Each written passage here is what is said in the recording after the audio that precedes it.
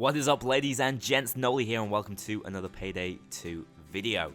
So, my channel's kind of known for guides, tutorials, mask of the days, that sort of thing. Well, today I'm going to be changing things up, and I'm actually going to be talking about a real topic that's been concerning me for a long time on the channel, and it's kind of inherent to the way Payday 2's pay model functions. It is that of DLCs and updates, and I see it in the comments of lots of my update and DLC videos. I see guys saying they don't like the way Overkill handles the pay model, and I see a lot of comments refuting that. And first of all, I'd like to say that's brilliant. I have absolutely no problem with people challenging the way things work, and this channel is a perfect place for you guys to do that. Just remember that keep all responses sort of calm and polite, and so we have a proper sort of discussion, and that's what I want to see down in the comments below this video. And I'm going to be as real as possible with you concerning Payday 2 DLCs. I don't know how Overkill works it, but I'm going to give you a little bit of insight into the way I feel it is functioning, and why I think sometimes it isn't the perfect way of dealing with it, and it's what you guys are after. So, first of all, let's take a look at DLCs and what the issue has been. First, before we talk about PC DLCs, which is where the real complaints have been coming lately, there's too many DLCs for PC. Well, we have to remember that Xbox and PlayStation, most notably Xbox, has had issues with DLCs over the past years, only recently getting a few of the DLCs and updates, which is a relief to say the very least. But the complaints originally there were not enough DLCs, where now the PC, which is showered with, in my opinion, high quality DLCs, what we're getting complaints, there's just too much, and the pay options are too limited. I'm going to get onto that a little later on. Anyway, why is DLC an issue according to some people? Well, it creates a small paywall, and the main problem was that you couldn't buy them all in bulk. Well, you can now. There is now the Game of the Year edition, which isn't exactly what people are asking for. What people really wanted was the Season Pass, which is something I'll again discuss later on, why I don't think that exists, and why I think Payday 2's current model is considerably more profitable for them, and it creates much more hype around the overall DLC update. But I'm going to be real with you. DLCs are incredibly helpful for me and my channel. They're profitable for me. Not any DLC that has gone by has been a negative for my channel. It's always going to bring more traffic. It's going to give me more to make videos about, and hopefully make higher quality videos. There's always more discussion, more subscribers, so it's a huge plus to my channel. So DLCs inherently are great for me. I should be a huge supporter of them, and on the whole, I am. I am going to discuss why I think DLCs have issues though. Now, DLCs are almost always supplemented in between with a free update. These updates can be big or small, and don't forget all the gear we've been showered with through Crime Fest and being part of the Payday 2 group on Steam. That's all free content, and that's very impressive. Very few games have given out that amount, and I almost always feel like it's the Overkill guys feeling a small pang of some sort of guilt. I don't know. The feeling amongst some members in the community is that a lot of this DLC should have been in the game from the start. I have to admit, Payday 2 was slightly lacking on Heist at the start, and it now absolutely isn't. But it was certainly still a pretty full game. If it was rushed, it wasn't rushed by many months, and it was hardly noticeable, and a lot of the issues at day one were fixed very quickly. It of course went through beta and was a properly tested system. But it was slightly lacking on the Heist front, and it now isn't. So I feel like Overkill always supplements their DLCs, adding some content that they originally felt should have been in the game. And that's why we get all of that. Whether that's a guilt thing or that's just Overkill being a fantastic company, which, let me stress this, I think they are, I don't know. But it's certainly appreciated if you ask me. There's been so many great free updates. Some free updates have been better than paid updates. Let's look at it that way. But then we look at the nature of the DLC we get in Payday. So there are two kinds really, and then we got the additional character pack, which is one of the main complaint areas. And I'll discuss why that occurred a little later as well. So we have the Gauge DLCs, and then we have the Heist DLCs. The Heist DLCs tend to cost a little more, contain a little more, but they lack the sort of exclusivity So with Gauge DLC packs, you get the weapons, you get the mass. That's the only way to obtain the weapons and the mass. With Heist DLCs, you can play the Heist without paying for it, which is huge. I don't know of that many other games that have worked around DLCs in such a helpful way for teams. Now, Payday knows that there are lots of clans, lots of groups, teams of 4 who will play together all the time. They must be aware that half the time only 1 of 4 are going to buy the DLC and the others are just going to leech off it, as I would call it. And don't forget, you don't even need to have friends to work this system. You can just join random games thanks to the search feature. You can search for the new heist and you can play it on day 1. In fact, what this allows you to do is test the DLC before it comes out. And of course, you have guys like me making videos on the DLC almost as soon as they're out, trying to go through all its features and work out whether it's worth the purchase or not. So let's be fair with Overkill here. They give you all the testing time. They're not selling you a false product. So in that sense, DLC is very well handled, particularly, as I've said, the Heist DLC. Now, with the weapon DLCs, there is a little more exclusivity. You can only get these weapons through the DLCs, and sometimes they are superior. I take, for example, the sniper pack, even the shotgun pack. You definitely get some very powerful stuff in there that's worth using.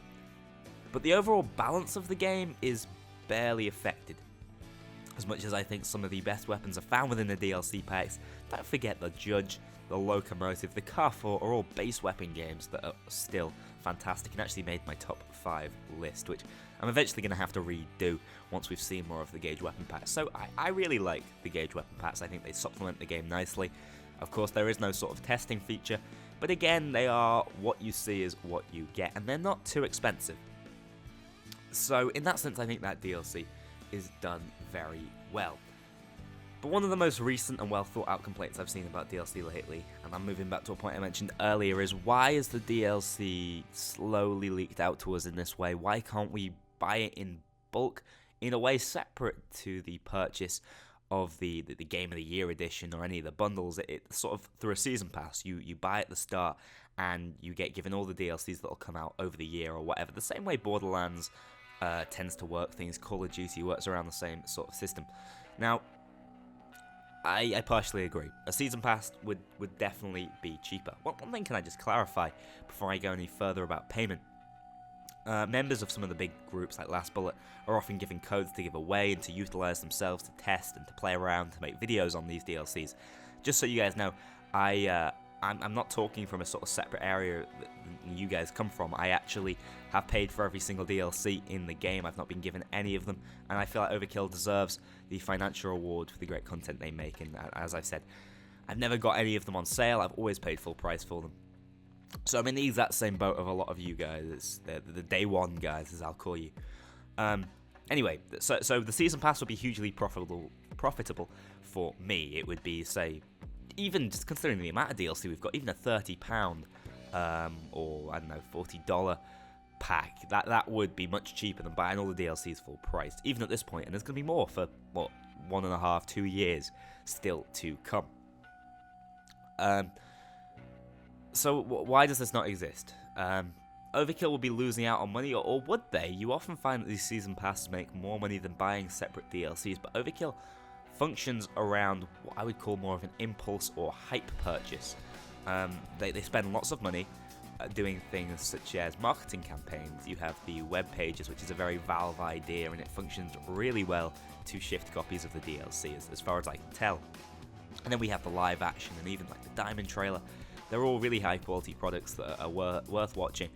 Overkill obviously shells out a lot of money on them, but they're so entertaining. They do a great job. I see the video within the first couple of hours. There's an awful lot of hype to go around, but there are also still those complaint videos, or comments I should say, which are still interesting. And the reason why this pay function works better for them is that they work off these hype buys, which they create their own hype in a fantastic way, if you ask me. It certainly gets me on the train, and therefore they shift more full price copies.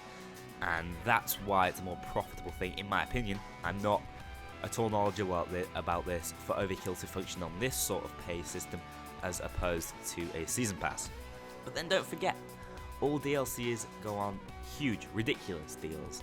On Steam they go 75% off, an awful lot once they've been out, even even a month, I think, 1 or 2 months, and they're already incredibly cheap in sale. So if you guys are savvy purchasers and are going to hang on, I know a lot of my friends work like this with Payday, you get the DLCs at a really cheap price.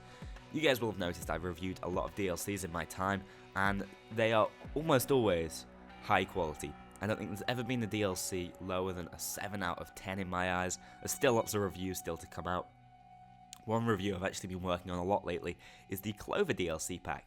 Now here is where I can sympathize with those of you who have complained just a bit as far as the DLCs were handled with the Diamond and the Clover pack.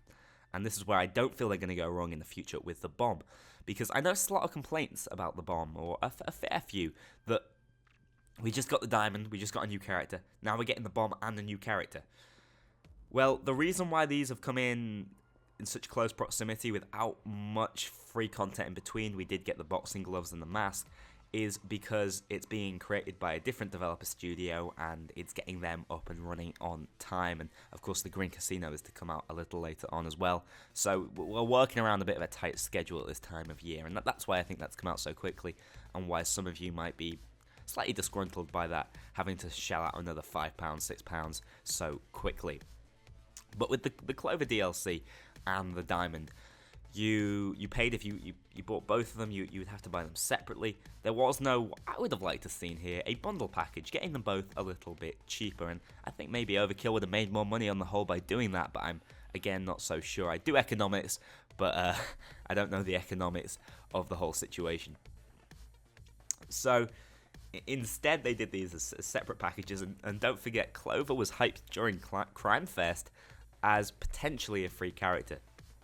We weren't actually aware we're going to have to pay for it. And as such, when we found out we were going to have to pay for it, it was a bit late, and a lot of people were a bit uncomfortable with that fact.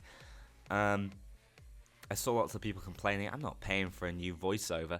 Of course, it came with more than that, and it wasn't a bad DLC on the whole, but as far as quality for money, as good as the voice was, the perk deck wasn't the best, it's not bad. The weapon, again, also quite mediocre. The shillelagh's quite good. But the DLC felt like a solid purchase for me, but it felt like it would have done better bundled in with the Diamond Heist, which is, again, another fantastic heist, and you can see my trailer and, not my trailer, my review for that over on the channel itself. So I don't know whether that was handled in the best way. The issue there was a bit of a breakdown of communication. Overkill should have made us more aware earlier that we were going to have to pay for this, and because they didn't, people were disgruntled at the time. What they've done this time, they've given us plenty of time to realize this is a paid DLC. We know it's made by a different company. We know exactly what we're getting into, and it seems like there's going to be a bundled character instead of having to pay for it separately. I could be wrong. I don't know how this is going to be handled, but that's how it seems by the way it's been advertised. But don't quote me on that. It's a difficult situation to really talk about, but Overkill may or may not have learnt their lesson on this one. Even if there wasn't a lesson to learn, it certainly, I saw it on my videos, people, it got their backs up about the idea of having to pay for both separately. Anyway, I overall think DLC is a fantastic way for Overkill to keep placing high quality heists within the game. I take my hat off to the fact they continue to supplement it with free updates, and overall I feel like the pricing is very fair. It tends to go very cheap. If you haven't picked up the game already, you can of course get all the DLC at a much cheaper bundled price. It doesn't really help those of you like myself who've already bought the game, but there are still the Gauge Weapon Pack bundles and stuff. I imagine the way these are going to function from now on is they're going to go up by about half the price of the DLC on launch, and so you're going to be paying a little more for the Game of the Year edition, but it's still more cost effective overall. So, DLC. Do I like it? Of course I like it. Do I think it's always handled correctly? No. Do I think it's always top quality? Yes. Do I think Overkill is one of the best companies at dealing with it? Yes. I think we should be relieved that we have Overkill, especially on PC. I definitely don't think they've always handled the console situation correctly, though I can't read into that too much. I'm aware it was a bit of a breakdown of communication.